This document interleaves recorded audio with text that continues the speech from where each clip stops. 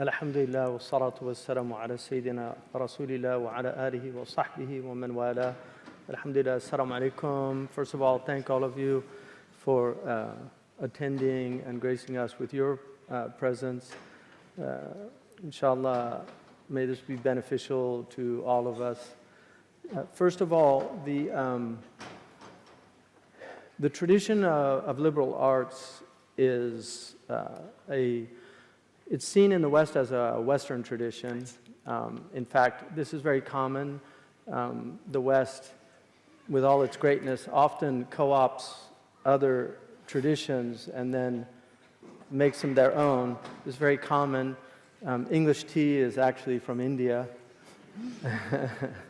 So the liberal arts tradition is a shared tradition. And the Muslim contribution to the liberal arts tradition is, I think, extraordinarily underestimated and really almost unknown to a lot of educated people in the West. There are two really important works. One was done by Mehdi Nokastine, The Origins of Western Education, and the other was done by George Mektasi, The Rise of Colleges. Mehdi Nokastine was a Muslim who did his PhD on the subject at the University of Colorado, but George Mektasi was a Christian Arab. Another work by a Palestinian scholar, it's the first Arab PhD from Columbia University, was done over 100 years ago on the Arab contribution to education. And he actually admits, because he was a Christian Palestinian, that it really should be called the Muslim contribution. The important thing to understand about liberal education, I think, is that, first of all, the term, for Muslims, one of the difficulties we've had is really explaining what a liberal education, because a lot of people understand the word liberal to be a political term. And so it's like we're producing Democrats in America or Labor in England. But liberal actually comes from liber, which is related to free and book. So the liber is the free man, as opposed to the servetus, the slave. And so literacy was related to freedom. And in fact, one of the fascinating facts of slavery in the United States was it was illegal to teach slaves how to read. And in some states it was permitted to teach them basic reading, but still illegal to teach them grammar, which is very interesting. And if anybody's ever read the autobiography of the great Frederick Douglass, you would have come across the way he tricked somebody into teaching him how to read, based on challenging him, do you really know what that is and what that is? So literacy is really related to freedom. And what's interesting, in the Arabic language, the word hur is an important word. It's the definition of hur in the Sharia is actually a person who's able to go wherever they want. So it has to do with freedom of movement. But there's also the movement of the mind. So the mind moves. And so the mind also is able to traverse continents. We can be in many places. In fact,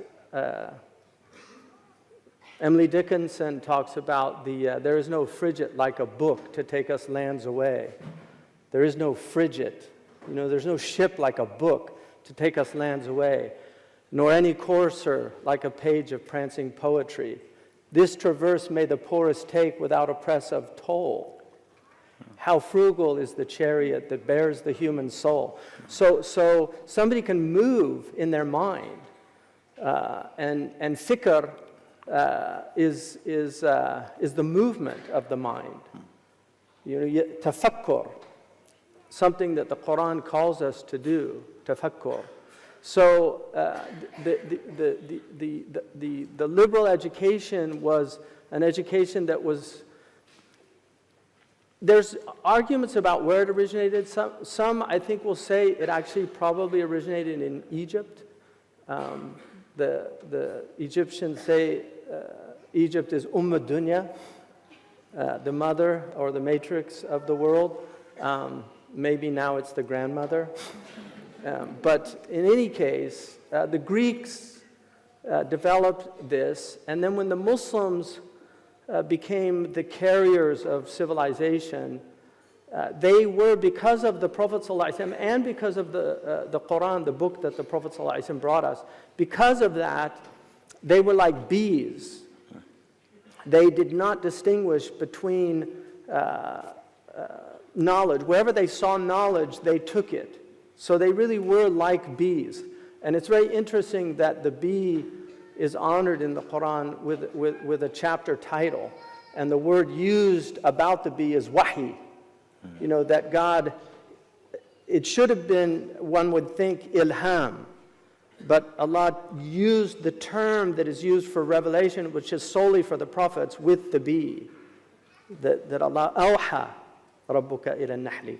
You know, and it was to go everywhere, the mountains, the valleys. And so the bee, Ibn Ata'illah says, be like the bee, small in size and yet great and momentous in work. And the bee, he said, produces two things: honey as a nourishment for the bodies, and wax to illuminate our homes. And so the idea of the liberal education really is something that we have to restore in the Muslim world and here for the Muslims. At a time when liberal education has become political. So if you look at the liberal arts tradition in the United States, it's no longer the liberal arts tradition. It's something very different. In fact, the woke culture comes out of these great liberal arts schools that have lost their way. The idea of conservation is very important. So conservative is a negative term, and I don't want to use it as a political term here. The idea of conserving the best of the past. Modern people seem to just want to reject anything from the past, as if it's anathema, as if it's something that not only don't we need, but it's all negative. The past is a negative thing. And this is the myth of progress that comes in with the Enlightenment that brought many good things, and I don't want to completely disparage the Enlightenment project, because one of the projects of the Enlightenment was a project of our Prophet ﷺ, which is universal literacy. And here we are at Bradford at this literary festival.